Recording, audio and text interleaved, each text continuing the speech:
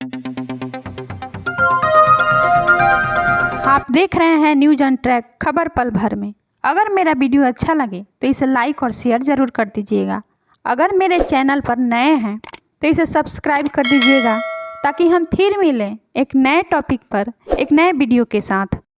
Elon Musk के startup Neuralink को human trial की मंजूरी मिल गई है। न्यूरालिंक ऐसी चिप बना रहा है जो सीधे दिमाग में लगाई जाएगी। मस्क का दावा है कि इससे ब्रेन से जुड़ी बीमारियों के मरीजों को काफ़ी फायदा होगा।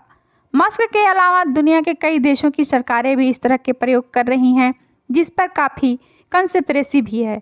कई एक्सपर्ट मानते हैं कि इससे इंसानी दिमाग पर कंट्रोल पाकर उसे रोबोट बना दिया जाएगा। न्यूरालिंक का इरादा है कि वो अगले 6 सालों में 20,000 से ज़्यादा लोगों के दिमाग में चिप लगाएगा।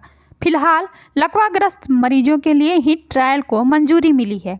हालांकि वॉलंटियर के तौर पर भी काफ़ी लोगों के सामने आने की बात हो रही है। ये तो हुए एलन के स्टार्टअप की बात, जो फिलहाल दिमागी बीमारियों से राहत का दावा करते हुए ह्यूमन चिप को उतार रहा है। वहीं कई ऐसे देश हैं जो कथित तौर पर चिप से दिमागों को कंट्रोल करना चाहते हैं, खासकर सैनिकों के, ताकि वे पूरी बर्बरता से लड़ें और मरने मारने को लेकर मन में कोई दुख ना आए। इस कंसेप्ट की शुरुआत अमेरिका से मानी जाती है। ये देश लंबे लंबे समय तक कई देशों से युद्ध में उलझा रहा। उसके सैनिक सालों तक घरों से दूर रहे। यहीं जब लौटे तो डिप्रेशन के मरीज हो चुके थे। युद्ध से लौटे बहुत से सैनिकों ने खुदकुशी करने लगे। पेंटागन आर्मी को इसी ट्रामा से बचाने की कोशिश करने लगा। उसने सोचा कि ऐसे सैनिकों के दिमाग का बीमार हिस्सा हटा दिया जाए। फिलहाल ये मुमकिन नहीं है तो दूसरा तरीका ये सोचा गया कि उसमें चिप लगा दी जाए जो इमोशंस को कंट्रोल कर सके। अमेरिका की बेहद तेज तर्रार और चुपचाप काम करने वाली defence advance research projects agency ने इसका जिम्मा लिया। उसने एक प्रोजेक्ट लॉन्च किया जिसे नाम मिला रिपेयर। इस ब्रेन चिप प्रोजेक्ट को खूब गोपनीयता से शुरू किया गया। ये अलग बात है कि बात लीक हो गई, जिसे संभालने के लिए अमेरिकी सरकार को खुद बयान देकर बात पर लीपापोती करनी पड़ी।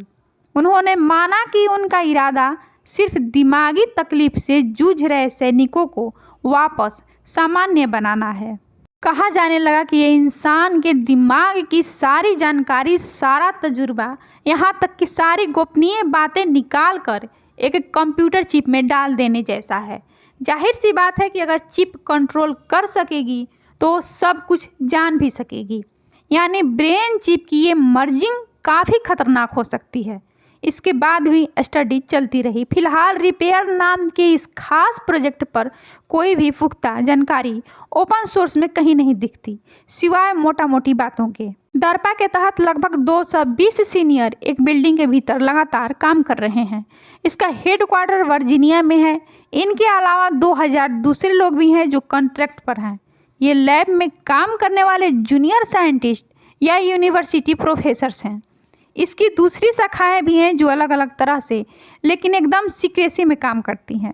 इसमें कथित तौर पर कर्मचारी खुद निगरानी में रहते हैं। साल 2015 में साइंस लेखिका एनी जेकबसन ने किताब लिखी थी, द पेंटागन्स ब्रेन। इसमें उन्होंने कहा था कि कैसे खुफिया तरीके से इसकी तैयारी हो रही है कि आर्मी को ज़ॉम्बी बना दिया जाए। एनी डर जताती हैं कि चिप से सैनिकों का इलाज नहीं होगा, बल्कि उन्हें ऐसी मशीन में बदल दिया जाएगा जो बिना रुके हफ्तों लड़ाई कर सके, जिसे किसी पर दया ना आए और जो सिर्फ कत्लेआम मचाए। सख्त से सख्त ट्रेनिंग भी सैनिक को कहीं ना कहीं कमज़ोर बना देती है, लेकिन दिमाग में छेड़छाड़ करके उन्हें मशीन बनाया जा सकेगा। दिमाग से छेड़छाड़ का ये खतरा सिर्फ अमेरिका में नहीं बल्कि कई देशों में होने की रिपोर्ट्स है। चीन एक अलग ही स्तर पर काम कर रहा है।